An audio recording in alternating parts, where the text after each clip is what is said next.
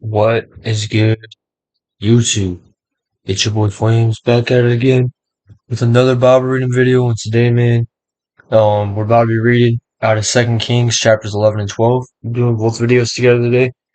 Just because chapter 11 is a little short and kind of on a time crunch. But yeah, I appreciate y'all for tuning in. Without further ado, let's get right to it. Chapter 11. Athaliah reigns in Judah. Now, when Athaliah, the mother of Asa, saw that her son was dead, she arose and destroyed all the royal family. Jeez. But Jersheba, the daughter of King Joram, sister of Ahaziah, took Joash the son of Ahaziah and stole him away from among the king's sons who were being put to death, and she put him and his nurse in a bedroom. Thus they hid him from Athaliah, so he was not put to death. And he remained with her 6 years, hidden in the house of the Lord, while Athaliah reigned over the land. So they had all the sons got exterminated, but one son remained, and he was hidden within the temple in Jerusalem of the Lord. I believe in Jerusalem, right? Yeah. Joash anointed king in Judah. But in the 7th year, Jeshoiah sent and brought the captains of the Carites and of the guards, and had them come to him in the house of the Lord. And he made a covenant with them, and put them under oath in the house of the Lord, and he showed them the king's son. And he commanded them, This is the thing that you shall do. 1/3 of you, those who come off duty in the Sabbath and guard the king's house, another third being at the gate, sir, and a third at the gate behind the guards, shall guard the palace. And 2 divisions of you, which come on duty in force on the Sabbath, and guard the house of the Lord on behalf of the king, shall surround the king, each with his weapons in his hand. And whoever approaches the ranks is to be put to death. Be with the king when he goes out and when he comes in.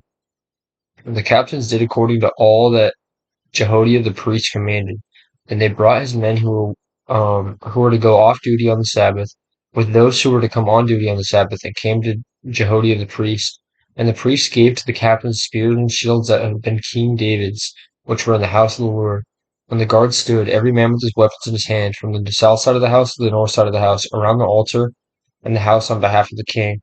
And he brought out the king's son, and put the crown on him, and gave him the testimony. And they proclaimed him king and anointed him. And they clapped their hands and said, Long live the king. When Athaliah heard the noise of the guard and of the people, she went to the house of the Lord to the people. And when she looked, there was the king standing by the pillar. There was the king standing by the pillar, according to the custom, and the captains and the trumpeters beside the king, and all the people of the land rejoicing and blowing trumpets. And Athaliah tore her clothes and cried, Treason, treason. Then Jehoiada the priest commanded the captains who were set over the army, Bring her out between the ranks, and put to death with the sword anyone who follows her. For the priest said, Let her not be put to death in the house of the Lord. So they laid hands on her, and she went through the horses' entrance to the king's house, and there she was put to death. And Jehoiada made a covenant between the Lord and the king, and the people, and the people, and they should be the Lord's people, and also between the king and the people. Then all the people of the land went to the house of Baal and tore it down, his altars and his images, and they broke in pieces. His altars and his images they broke in pieces, and they killed Mattan the priest of Baal before the altars. And the priest posted watchmen over the house of the Lord. And he took the captains, the Carites, the guards, and all the people of the land, and they brought the king down from the house of the Lord, marching through the gate of the guards to the king's house. And he took his seat on the throne of the kings. So all the people of the land rejoiced, and the city was quiet after Athaliah had been put to death with the sword at the king's house. Okay, that's under chapter 11. Now we're going to get on to chapter 12. Oh, and just a sec. Jehoash was 7 years old when he began to reign. Jeez. Okay, chapter 12. In the 7th year of Jehu, Joash began to reign, and he reigned 40 years in Jerusalem. So he was king from 7 years old to 47. It's kind of funny. His mother's name was Ziba of Beersheba, and Joash did what was right in the eyes of the Lord all his days, because Jehoiada the priest instructed him. Nevertheless, the high places were not taken away. The people continued to sacrifice and make offerings on the high places. Jehoash repairs the temple. Jehoash said to the priests, All the money of the holy things that is brought into the house of the Lord, the money for what each man is assessed, the money from the assessment of persons, and the money that a man's heart prompts him to bring to the house of the Lord. But let the priest take, each from his donor, and let him repair the house whatever any need of repairs is discovered. But by the 23rd year of King Joash, the priests had made no repairs on the house.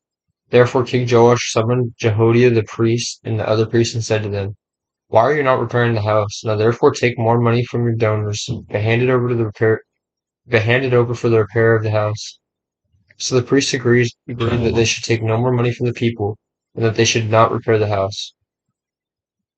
Then Jehoiada the priest took a chest and bored a hole in the lid of it and set it beside the altar on the right side as one entered the house of the Lord. And the priests who guarded the threshold put in all the money that was brought into the house of the Lord. And whenever they saw that there was much money in the chest, the king's secretary and the high priest came up, and they tagged and counted the money that was found in the house of the Lord. Then they would give the money that was weighed out into the hands of the workmen by the oversight of the house of the Lord. And they paid it out to the carpenters and the builders who worked on the house of the Lord, and to the masons and the stonecutters, as well as to buy timbered and coral stone for making repairs on the house of the Lord, and for any outlay of the repairs of the house.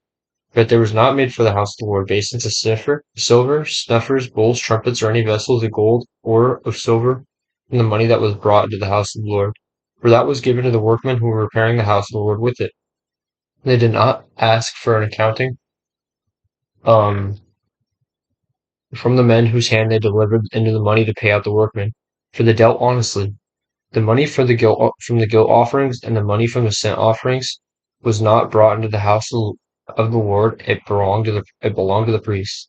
At that time Hazael, king of Syria, went up and fought against Gath and took it. But when Hazael set his face to go up against Jerusalem, Jehoash, king of Judah, took all the sacred gifts that Jehoshaphat and Joram and Ahaziah his fathers, the king of Judah, had dedicated, and his own sacred gifts, and all the gold that was found in the treasuries of the house of the Lord and of the king's house, and sent them to Hazael king of Syria.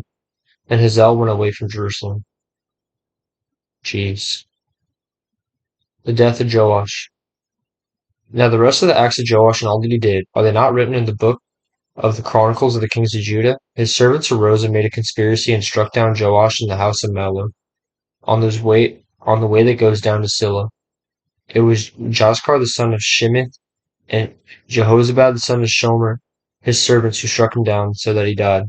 And they buried him with his fathers in the city of David, and Amaziah his son reigned in his place. Okay, that is the end of this video. I appreciate y'all for watching. Thank y'all so much. And yeah, we're gonna read chapters 13 and 14 tomorrow. I appreciate y'all. God bless y'all, as always. I love y'all. And yeah, I'm gonna catch y'all tomorrow. Peace.